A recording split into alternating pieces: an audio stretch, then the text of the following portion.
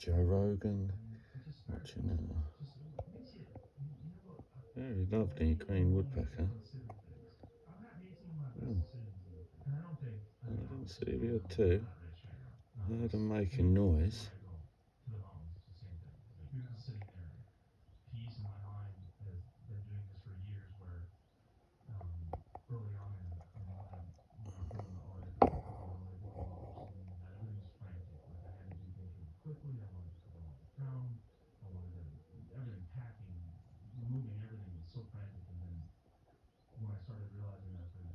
This is nice. I haven't seen these two before.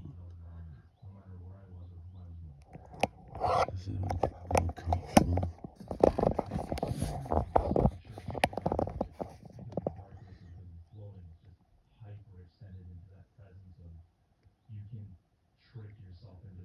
Are you being watched now?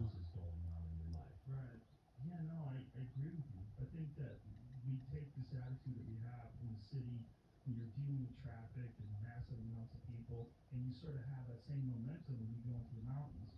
And if you do that, you're not going to appreciate it the same way. Yeah, for sure. Look around. Yeah, I did that for 2 years. I would go. I thought I had to accomplish something, so I'd go to site A and hunt there, and I try to, as horrible as this sentence is to say, I tried to kill as fast as I could. So I had to get out and go to site B and site C, and then I started realizing, I actually had a friend of mine who's like, man, I think you're hunting too much. I think this is going to catch up with you, and you're going to, the experience is going to start to degrade for you. There's almost like I'm trying to accomplish really fast goals. And when I started slowing that down and saying, yeah, I want to go to the Arctic for 7 days and try to knock all of these things off my list in 7 days. I want to go to the Arctic for 30 days and now let the Arctic come to me. Now I just want to sit still and be quiet, not chase the Arctic down, but I want it just now. I want it to come to me. Well, I think people who don't have any experience in the outdoors, and certainly people who don't hunt, don't understand it, and their version of it, they're getting either from movies, Female. portrayed as villains, or they're getting it Both from TV shows, which I don't think do a good job of right on representing their the head. actual, even the really good ones, like Renella's show, which I think is the best show out there. It's still 22 minutes with commercials, and I just don't think that you get a real sense of what it's like. What I think you did that's really interesting, and one of the reasons why I wanted to have you on, is you're doing films, like you're doing an hour-long film about a hunt, and in that you really get an understanding of the environment. Great shots, or whoever your cameraman is. Yeah. Great shots of the environment and close-ups on leaves floating down a river, and you get a real sense of it, which is missing. I mean, it's still, you're still getting a blink of multiple weeks in the wilderness. Yeah. But you at least you get a feel like, oh, this is something very different than what's being portrayed. This is like this intense, almost spiritual experience in this very bizarre environment that surrounds civilization. And we think of it, in these weird terms, but when you're out there in it, it's very difficult to capture what that's like. And I think you've done an amazing job of doing that. Here's James put some of your stuff up on here to get a chance to see it, but and I appreciate that. It's Dig in the mud. it drives me nuts. Go ahead. It must be easy since their heads are full of wood, isn't it? You're editing. He's proper going for it, right? He does a really, really good job of just picking good shots, and just the overall experience is relayed very well. Like you get a chance to see, like, oh, this is an adventure. This isn't just as simple as someone's going out there trying to fill a freezer with wild game meat. No, you're on an adventure, and then the wild game meat is a part of it. Yeah, it's all absolutely a lot of shit going on. And this piece right here was specifically done for Nat Geo, because they have the National Geographic Society, which is the magazine, and then they have National Geographic, which is the TV show.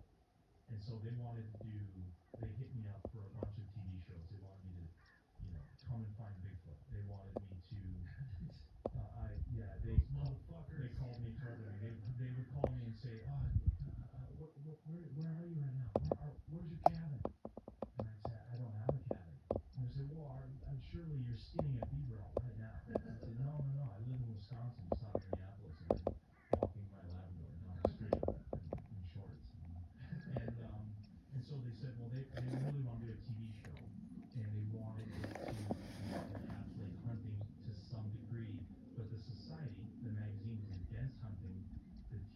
show would allow it.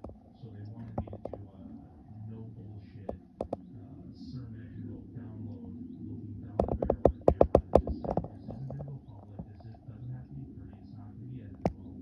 But just please tell us why you hunt. Try to explain it so that we can bring it to our producers and say, Yeah, this I is don't why do no it is. hunting. So I did this, had a little temper tantrum there. Last thing I shot was a rat. Realized that I did get both of them. what I say, okay, so you don't know why I hunt? And then it made me take a step back and say, yeah, after a while, I It's really been a don't while know. since I've killed anything. Why I hunt, but I can explain some of the areas. I did save Explain why I'm a hunter. It doesn't explain a mouse last night and a squirrel this morning. The mouse Bob, I thought he had it in his mouth, but it was gone.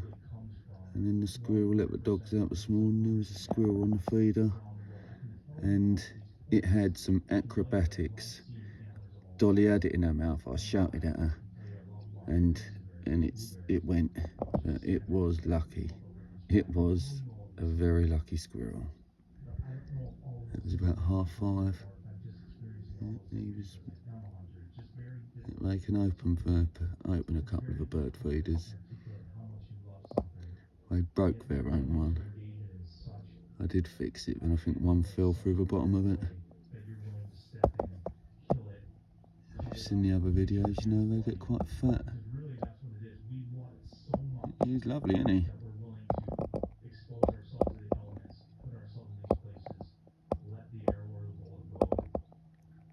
His female is gone. Or I will check.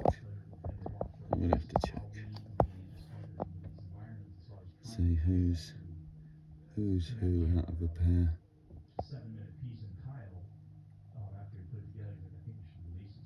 Let's see the other. Oh, and he's gone. Right. Thank you.